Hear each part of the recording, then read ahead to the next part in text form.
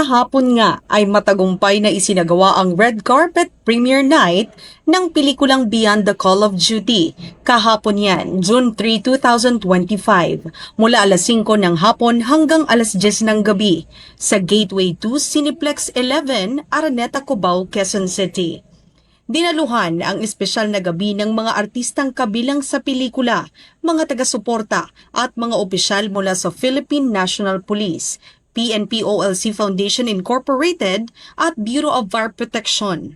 Isa-isang naglakad sa red carpet ang mga personalidad na bahagi ng pelikula, kabilang na ang dating hepe ng PNP na si Police General Romel Francisco Marbil, kasama ang kanyang may bahay na si Mrs. Mary Rose Marbil at ang mga miyembro ng PNP OLC Foundation Incorporated.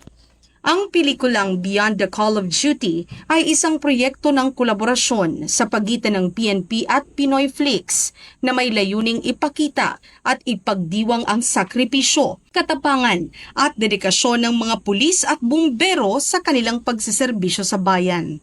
Sa pamamagitan nito, layon ding palakasin ang moral ng mga lingkod bayan, palalimin ang ugnayan ng kapulisan sa komunidad, at baguhin ang negatibong persepsyon sa PNP sa pamamagitan ng makatotohanang paglalantad ng kanilang tunay na layunin bilang tagapangalaga ng kapayapaan at kaayusan sa bansa. Narito naman ang mga naging pahayag ng mga taong nanood sa pelikula. Maraming sa akin moments na ano ako, lalo na yung mga times na madala yung mga nasa Call of Duty sila, tapos mga occasions in the family na hindi sila maka-attend, yung merong nawalan ng isa-isang anak, di ba mabigat yun?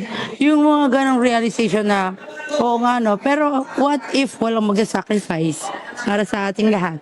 So, anong order at peace ang makukuha natin? Sa totoo lang, mapipil mo na parang totoong nangyayari sa ating bansa.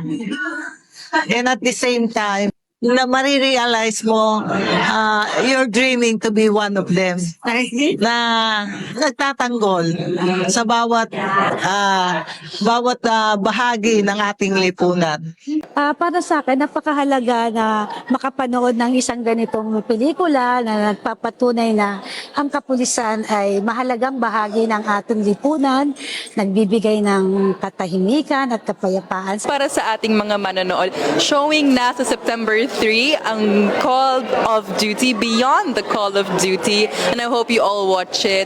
Sobrang halaga ng topic na to sa police and really na-earn yung respect namin lalo, and I hope you will enjoy the movie when you watch it.